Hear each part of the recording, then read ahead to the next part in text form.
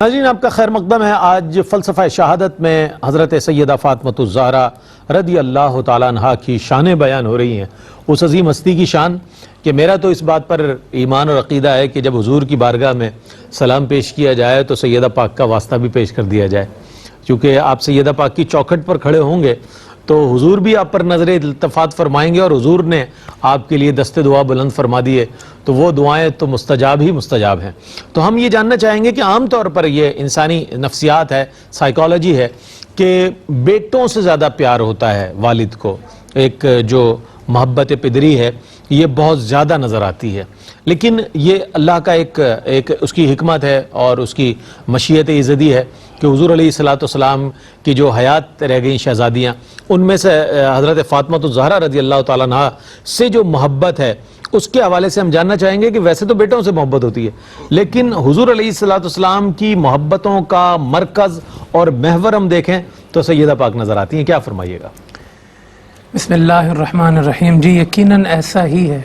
اللہ کے پیارے رسول صلی اللہ علیہ وسلم نے اولاد کی جو محبت ہے، خواہ وہ بیٹا ہو یا بیٹی ہو، اس کی بڑی ترغیب دی ہے صحابہ کرام کو۔ اور جب بھی آپ نے اپنے صحابہ میں محسوس کیا کہ کسی نے ایک بیٹے کو چوما ہے تو دوسرے کو نہیں چوما، اس پر آپ صلی اللہ علیہ وسلم نے اس پر بھی تنبیہ فرمائی ہے کہ اپنے بچوں سے محبت کرو، یہ ورثہ ان لوگوں کو نصیب ہوتا ہے کہ جن کے دل اللہ پاک نرم فرما دیتا ہے۔ اللہ اکبر، اللہ۔ اور پھر بات سیدہ کائنات کی ہو، سبحان اللہ، جو آپ صلی اللہ علیہ وسلم کے ساتھ پیدائش سے ہیں اپنی، اور جب پروان چڑھ رہی ہیں تو حضور کی آغوش رسول مل رہی ہے، آغوش رسول ہے، رحمت رسول ہے۔ سبحان اللہ۔ اور پھر آپ صلی اللہ علیہ وسلم جب گھر سے باہر تشریف فرما ہوتے ہیں تب بھی آپ صلی اللہ علیہ وسلم کا ذہن سیدہ کائنات کی طرف لگا ہوتا ہے،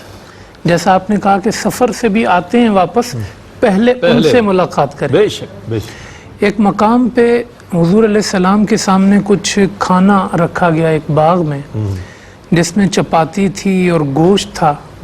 تو اپنے کھانے سے پہلے اللہ کے رسول نے وہ گوشت چپاتی پہ رکھا اور کہا جتنے ٹائم سے میں فاقے سے ہوں میری فاطمہ بھی فاقے سے ہے، پہلے اسے لے جا کر دو پھر میں کھاؤں گا۔ تو آپ صلی اللہ علیہ وسلم جب گھر سے باہر تشریف فرما ہوتے تھے تو آپ کے ذہن میں سیدہ فاطمہ ہوتی تھی، اور آپ صلی اللہ علیہ وسلم نے جب انہیں نکاح کر کے دے دیا اس کے بعد بھی روزانہ کوئی دن ایسا نہیں تھا حضور ان کے گھر نہ جاتے، روز ان کے گھر جاتے تھے، ان کے بارے میں پوچھتے تھے، ان کی خیریت لیتے تھے۔ اور آپ صلی اللہ علیہ وسلم اگر اپنے گھر میں کچھ سالن بناتے تھے تو کہتے تھے کہ یہ پہلے فاطمہ کو دے کر، یعنی آپ کہہ سکتے ہیں کہ حضرت فاطمہ الزہرا کو حضور کی اتنی محبت نصیب ہوئی ہے شاید کسی کو نصیب نہ ہوئی، کہ بچپن سے لے کے آخر تک۔ اور آپ دیکھیں ان محبتوں کا جو سفر ہے اس کے اندر جو جذباتی اور وابستگی کی جو کیفیت ہے، علامہ صاحب نے جو ابھی حدیث بیان کی کہ سیدہ مسکرانے لگی، کیا سن کے مسکرائیں کہ میرے بعد تم جلدی مجھ سے آ کر ملو گی۔ دیکھیں سوچنے کی بات یہ ہے کہ تم بھی جلد ہی دنیا سے جانے والی ہو، یہ خبر دی، بظاہر تو یہ تھا خوفزدہ کرنے والی خبر ہے کہ تم دنیا سے چلی جاؤ گی، تو یہ تو رونے کی بات تھی، لیکن وہ اس پہ روئی، کہا دنیا میں رہنا اسی وقت عزیز ہے جب مصطفیٰ کے ساتھ ہو۔ اگر حضور قبر انور میں تشریف لے گئے ہیں تو فاطمہ تب مسکرائے گی جب وہ بھی حضور کے پاس چلی جائے۔ یہ حقیقی محبت ہے جو دو طرفہ ہمیں دسیوں واقعات کے اندر جو ہے وہ ہمیں نظر آتی ہے۔ تو آپ صلی اللہ علیہ وسلم نے ان کی محبت کو ایمان کا جز قرار دیا۔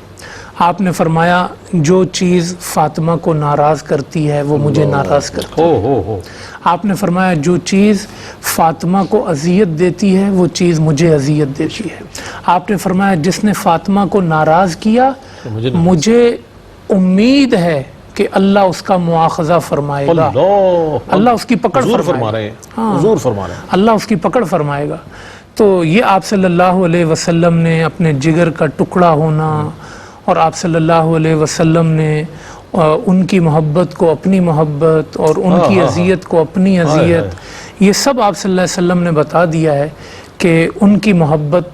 کامل ہو نہیں سکتی حضور علیہ السلام کی جب تک فاطمۃ الزہرا سے محبت بہت عمدہ ماشاءاللہ. بڑا سافٹ اسپوکن ماشاءاللہ ان کا انداز ہے علامہ صاحب کا.